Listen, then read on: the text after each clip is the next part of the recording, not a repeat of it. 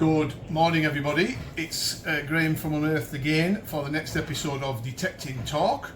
I do apologise right up front if you can hear any background noise, and it's because we've got 80-mile-an-hour winds out here, believe it or not. I mean, just another storm for us to contend with. And behind our building and showroom here, we have a line of trees in a hedgerow, and as you can hear, the trees are banging on the roof.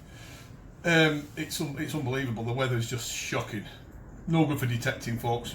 So what better place to be? Sat in front of this screen talking to you wonderful people with or about detecting related issues.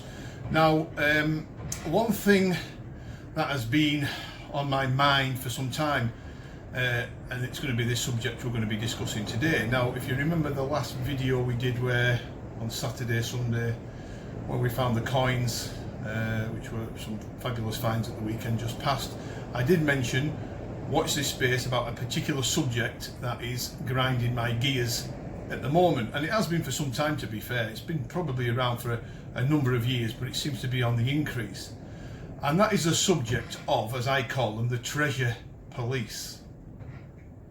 The treasure police.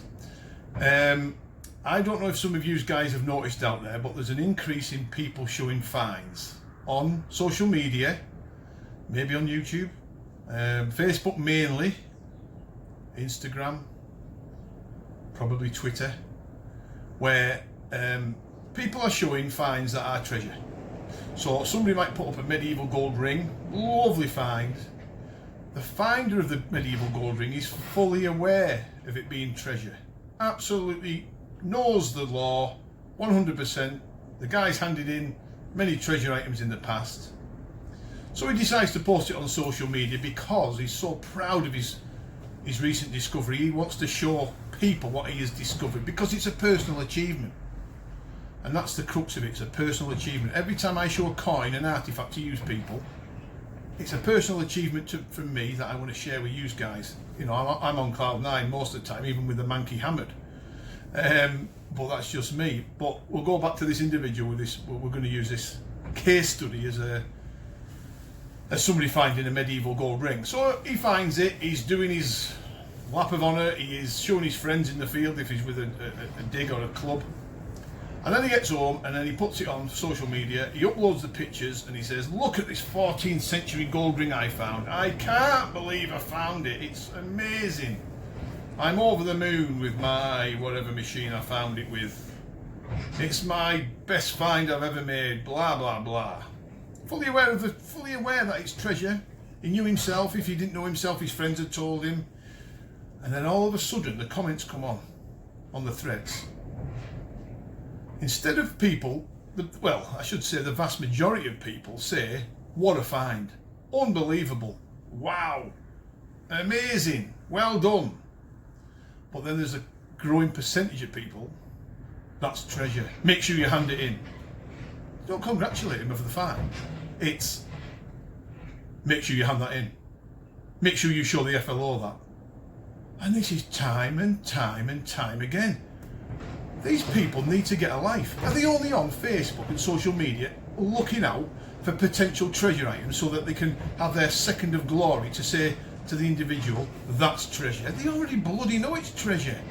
Why do it?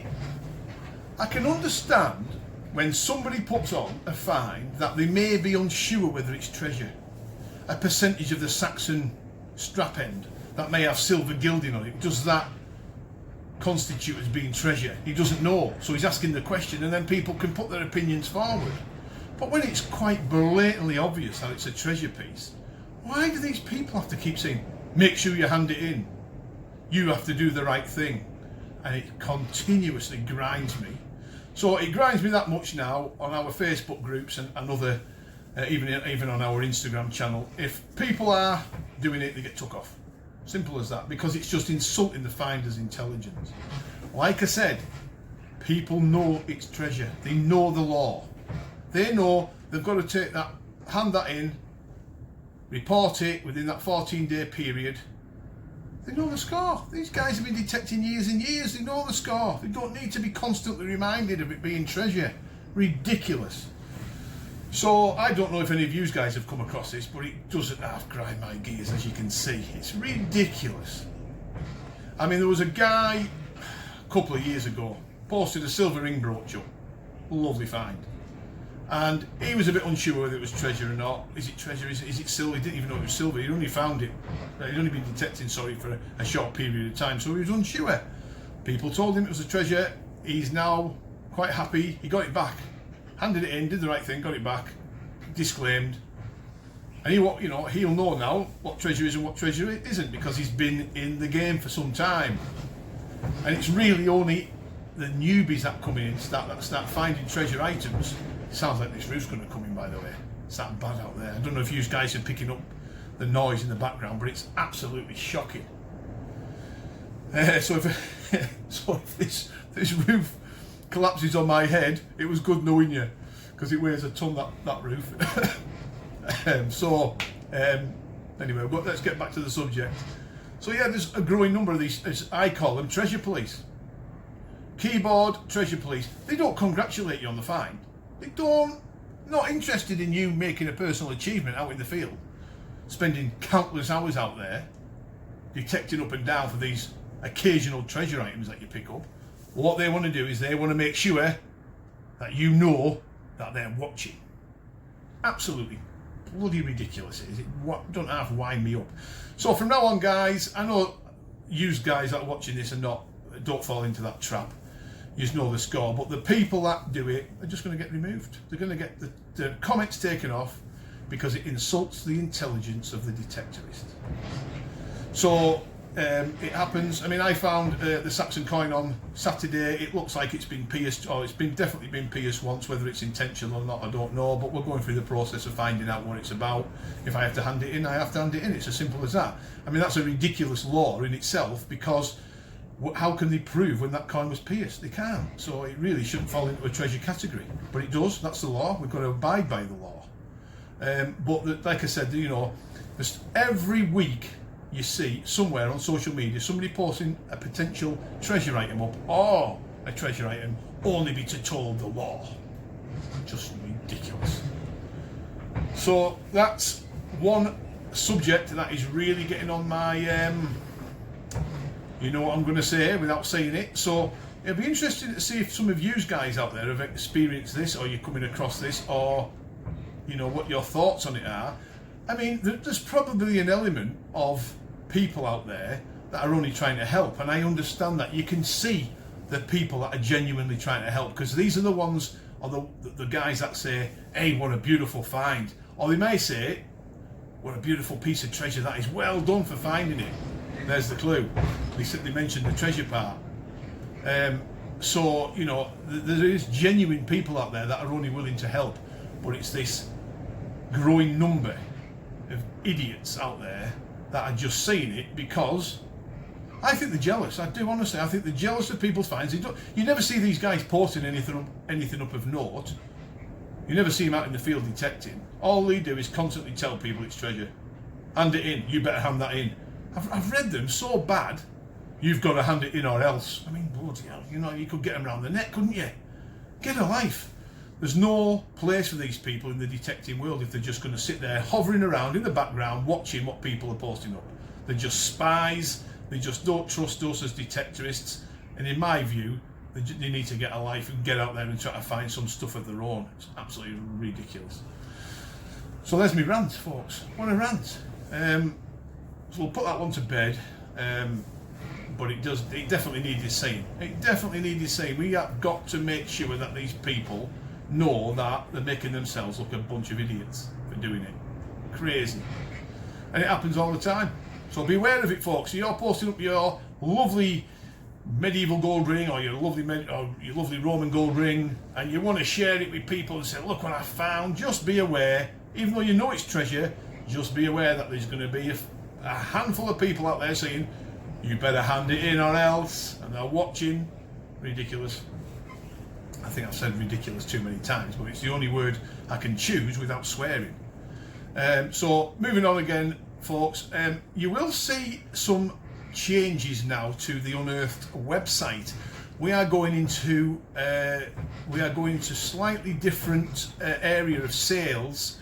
So we sell detectors, as you guys know. We sell a lot of detectors, we sell a lot of brands, we sell a heck of a lot of accessories, but we're also going into the hobby side of the world, if that makes sense. So we're going to be doing a hobby section on our Unearthed website very soon, which will have lots of different things for people's different hobbies, including fishing.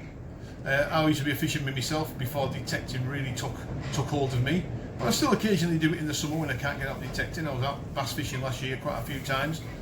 But we're going to be doing something quite different in so much as the tackle, the rods and the reels that we're going to be selling on there are going to be we're going to class them as budget rods and reels, but that doesn't mean there's a skimping quality. Really, really good quality and a really affordable price. I think people will be shocked just how good price or well priced these items are going to be. You know, people are going to save themselves a lot of money. Carp reels, freshwater reels, sea fishing rods, freshwater rods, spinning rods, etc., etc., at a really, really awesome price. So there's going to be a new section to the website. We may add to that in the next few months and grow it as not a side business in so much as Unearthed it can all fall under the Unearthed umbrella and have a section there for hobby materials. So that's exciting. Now there's a lot of you guys out there asking me every single day, where the magic coils at, when are they coming in? The magic coils have been made. Hallelujah. Thank God for that. They've been made, they're ready to be shipped. We've paid the invoice fee. We've got to wait for customs to clear them when they come. Pay the customs charge, as you do with these ridiculous laws that we have in place. And then once they come, we've got to make sure we price them correctly, and then they're going to be on the website. So I think by today, they're going to be on the way travelling across the pond or across the English Channel into the UK. We could have them, fingers crossed, as early as maybe this time next week, maybe Friday. It depends how long customs hold them for. So they're very close, folks. The coils that we're going to be having in stock are for things like the Garrett Ace range, so Ace 150, 250, Euro Ace, Ace 300, Ace 400, it'll fit all them Garrett models. Macro Racer 1 and 2, at 13 inch, the 13 inch coils are coming in for them. Technetics, of course, my G2 Plus coils are coming in, so 5x8 for the G2 Plus, 13x9 for the G2 Plus, 13 inch for that as well. Fisher F11, Fisher F22, Fisher F44, Technetics, Eurotex. So there's going to be a good mixture of coils out there for people to look at. And you know what? I don't big them up in the field, and you know that I don't, because I don't really need to do it. You've seen that coil on the end of my stem and what I've been pulling up with it in the last 3 or 4 sessions. It's just a fantastic coil. The 13x9 is going to stay on that machine until stubble time. The 5x8 coil will go on around about July, August, depending when the stubble starts, because that'll be a game changer.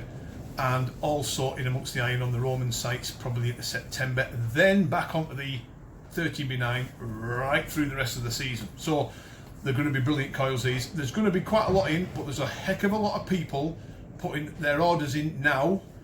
We've got a list of over 40 people that have put the names down for these coils on the back of the recommendations of myself. So I mean, I'm under a little bit of pressure here. But you can only tell people the truth. They are fantastic coils. Make no bones about it. Brilliant coils. I will not use anything else. In fact, I've had to take, or I have made the decision to take, Cause coils completely off our website. So that's an end of an era now. We're no longer going to be stocking Cause coils.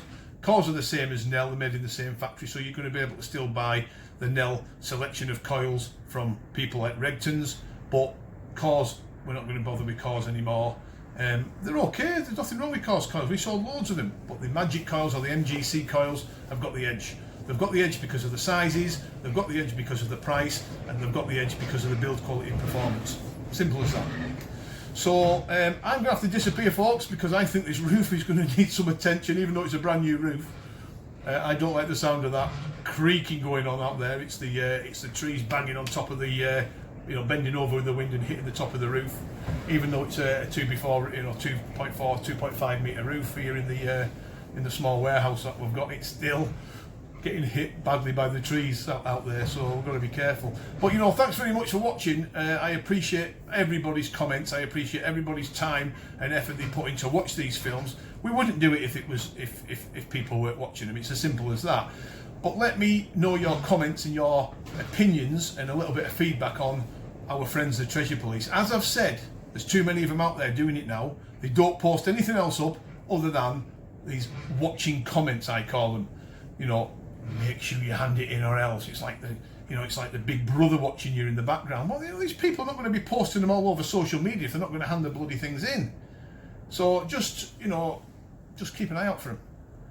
Don't have to cause World War III with them. Just remove the comments if they're on your post. Just get rid of them. Remove them, or I'll flag it up to admin. I'll remove them. Quite happily remove them. So there you go, folks. Happy days. Watch out for the Treasure Police, and also watch out for, forgot to mention, the Unearthed organised dig is this Sunday. Now the weather has been showing for Sunday in this particular area where we're going to have this next dig, for it to be good, sun shining all day. I hope it doesn't change, because the weather's been bloody awful up here for the last week or so, probably 2 weeks. So the next film will be based around the Unearthed organised dig, where I'll be going round, hopefully fingers crossed, showing people's finds, what they're making out in the field. I'll be annoying some of our group members with showing the video and the recorder in the face to see what they've been finding. But you know, I love them digs. I don't detect in them anymore because I just spend too much time wandering around talking to people and having a bit of a crack and seeing how they're getting on and see if they're doing the right thing. But we'll do a film off the back of it as well. So watch this space, it's coming soon. And some of you guys that are attending it, that might be watching this, I will see you on Sunday, and good luck for the day. And there'll be plenty of carrot cake available. Melanie's making carrot cake and Victoria sponge, and I think Hazel's making some pumpkin seed, is it pumpkin seed cake? I've never heard of that. And she's also making flapjack. So there'll be plenty of food on the day for people to enjoy. I've just got to make sure I have my allocation of cake, because last time I left it at the back of my pickup and somebody swiped it and ate it. So I missed out on the carrot cake big time, and that's what you get for talking for too long. So watch this space. I will see you next time, and take care and good luck if you're out detecting this week. Bye for now.